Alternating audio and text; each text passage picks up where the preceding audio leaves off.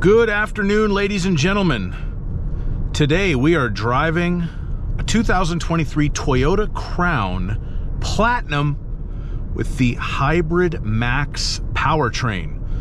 So, the HybridMAX powertrain, aside from sort of sounding like something that came from The Simpsons, is Toyota's 2.4 liter turbo engine combined with two electric motors to give us 340 horsepower, all-wheel drive, a 0 to 60 time of 5.7 seconds, and 29 miles per gallon in the city, 32 on the highway.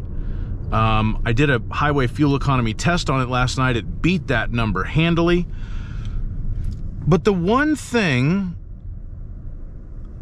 about this powertrain, and the reason why I'm starting this test drive in the city, is on this particular car, it shudders and it stutters sometimes at very low speeds, either coming to a stop or accelerating, moving away from a stop. And it's very strange. It actually makes me think that there could be something wrong with this particular car.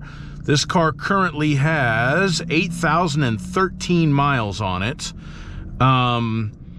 And I can't really believe that this was how Toyota meant it to be. And it's somewhat inconsistent. Yeah, that wouldn't have, I felt it a little bit there, accelerating from a stop. It just kind of stutters a little bit. I don't think that the camera would have picked that up. Sometimes it's worse than others, and it is a little bit inconsistent. Let's see, if we let it slow down. Yeah, I felt it there as well. And then I could feel it when it shut the engine off. So this is very strange because Toyota's hybrid powertrains are normally quite smooth. And this one is, once you have it up to speed, but coming to a stop and getting going, sometimes it's not. So that is a bit of a quirk here, but other than that, it is a very good powertrain.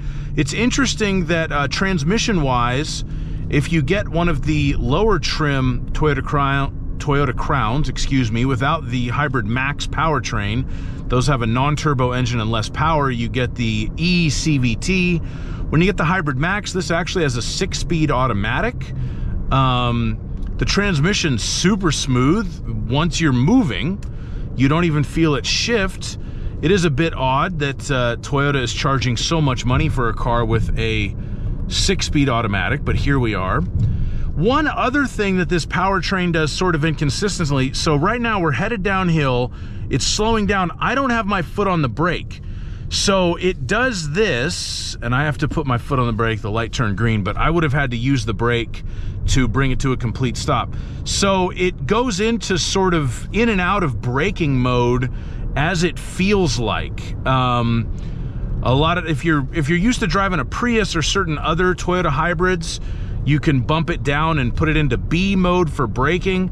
This car just seems to kind of do that on its own. You don't have a B mode for braking. You actually have paddle shifters, plus and minus, to change the gear that you're in on this particular car. So, it's an interesting powertrain. Overall, I like it. And like I said, I really feel like there may be a fault with this. Yeah, there's just a little stutter right there. It doesn't feel right to me. I expect more refinement out of a Toyota hybrid, especially a Toyota hybrid with a base MSRP of $52,000. I just think that it should be smoother coming to a stop and getting moving from a stop, but as of right now, it's not. So, we'll take it on the freeway and see how smooth it is or isn't there. The handling is pretty good on the new Toyota Crown. All things considered, it has a little bit more ride height than a standard Toyota sedan, and of course it is a Toyota sedan, replacing the Avalon. So, good handling. Let's see, what drive mode am I in? All right, I'm gonna put it in comfort for the time being. One thing that you get when you get the Crown Platinum is you get adaptive dampers. So when you change the drive mode, you're not only changing the throttle response and the transmission response, you're also changing the suspension a little bit. So I've got it in comfort mode. I still have plenty of power to accelerate, freeway interchange, accurate steering. Very nice.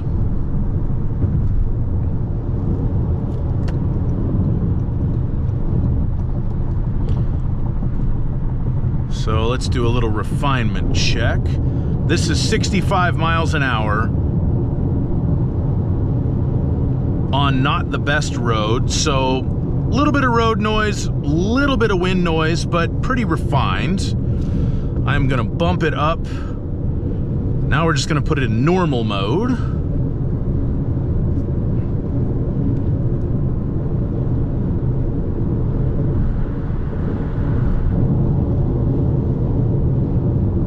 And I can feel the road a little bit more. It just decided to kind of go into its braking mode and slow down a little bit. It's weird, you can feel it like apply the braking mode and then let it off. You get used to it pretty quickly. It's just kind of strange that the powertrain seems to be making that decision on its own.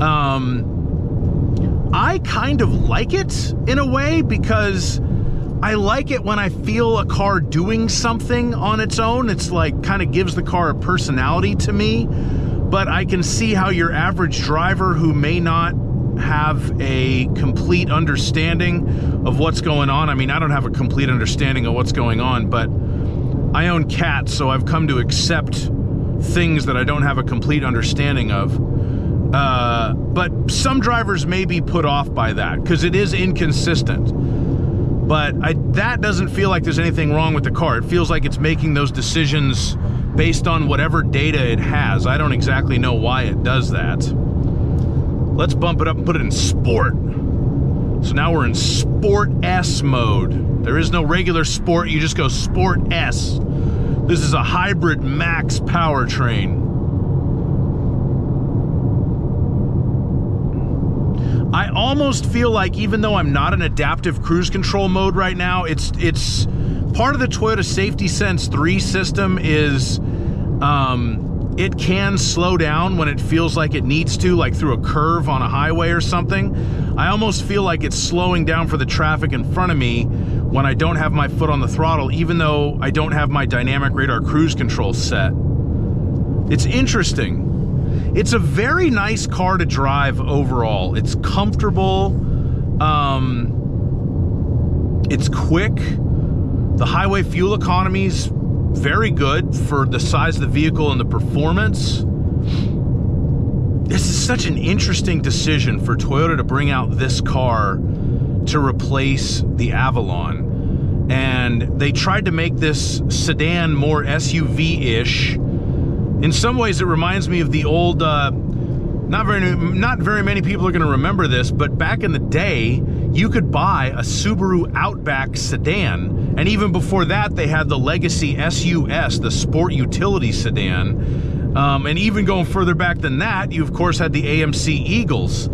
This is like the new AMC Eagle / Subaru Legacy sedan for the 2020s.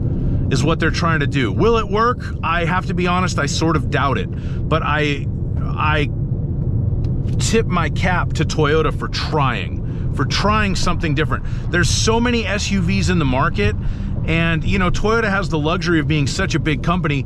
The Crown is a model that they sell in Japan a ton of. It's funny that it's called the Crown because it's basically the Crown Victoria of Japan, because when you go over there, most of the taxi cabs and most of the police cars are Toyota Crowns.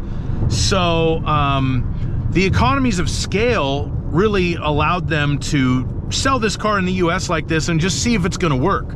You know, and if it doesn't, then they can just stop offering it after a couple of years and figure something else out, and you know, they'll still make their money back plus more on the research and development from the sales that they'll have in Japan and other markets. So I will say that in the couple of days I've been driving this car, a lot of people have really been interested in it. My coworkers at work were all kind of excited to see it, which surprised me when I was filming it in the parking lot today for my regular review video, which I'll put a link to in the description. Guy comes up, hey, is that the new Toyota Crown? Yes. Okay, don't normally get that when I'm filming cars. So, yeah, there it is. It was slowing down, I think, for that Lexus in front of me. So yeah, this is a cool car. You know, this version of it's expensive though. There's no way around that. The MSRP on this is like 53, I think, is the base MSRP. With or without the destination, I don't know. And this particular car, the guy that I rented it from bought it used, and you know, dealers mark these cars up.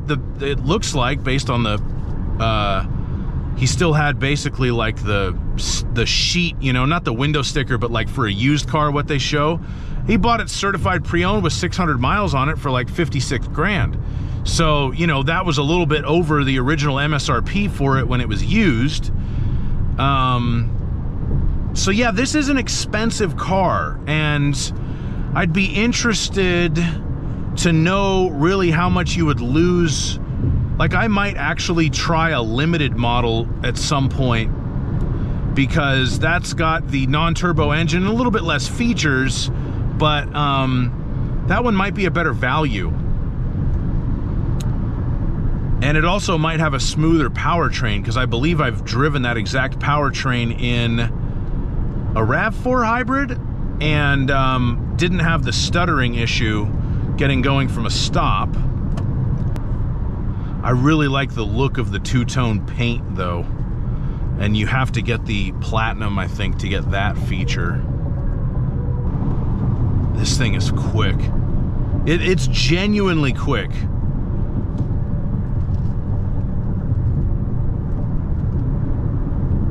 This is, you know, this is the first Toyota that I've driven recently. I've liked pretty much all the Toyotas that I've driven recently, but I'd never buy one. And this is the first one I've driven where I've thought, you know, that could work for me. Oh my God. I'm gonna give this guy a little bit more room, because God only knows. Because the thing about this car is it's all-wheel drive and has a little bit more ground clearance. You wouldn't do heavy off-roading with it, but you know, you could drive it down a dirt road. And it's got a trunk, and that makes it good for going target shooting in the desert and driving to Tahoe at Christmas if it's snowing. And it's slowing down by itself again. This thing is so funny. Let's see if I get here where there's like not. Yeah, see, now it's not, because that van in front of me is not close enough. So that's why it does that. That is so interesting.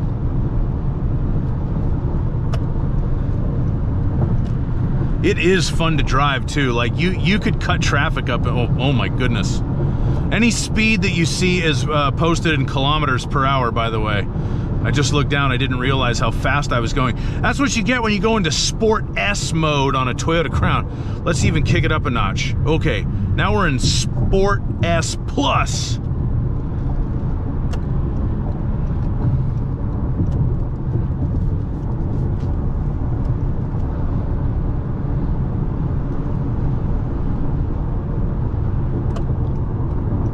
Yep, and it's slowing down because there's a car in front of me.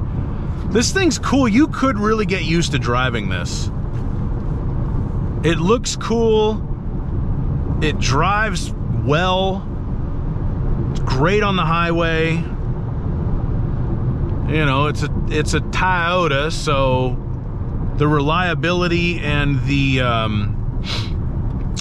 resale value should pretty much be a given.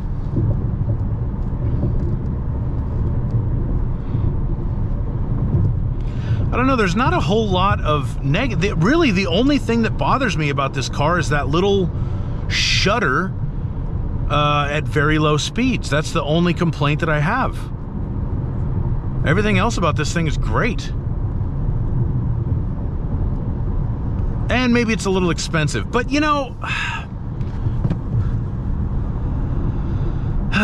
cars are getting, everything's getting more expensive, you know? Inflation is what it is.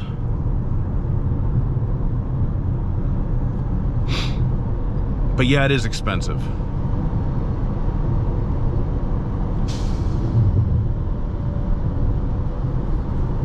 I'll bet the other one's all right to drive. That powertrain's got enough power. It just doesn't give you the kind of clout that this car has. It does get a lot better mileage, though. I gotta get my hands on one of those.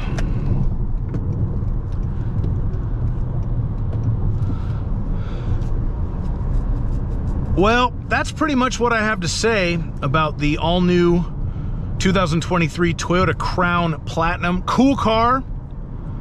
I'm very much enjoying my time with it. Highly recommend checking it out. I don't really even know what you would compare it to be honest. I mean, uh-oh, did I turn on the voice controls? I did on accident. Okay, go away. I don't even know what you would compare it to be honest. What other slightly raised ride height, all-wheel drive sedan? I don't know. You know, it's kind of in a class by itself. So it'll be interesting to see if it actually sells. But with all that being said, I do appreciate you watching my video. If you wouldn't mind hitting the like button and subscribing to my channel and leaving me a comment, all that stuff does really help me out. I appreciate your patronage.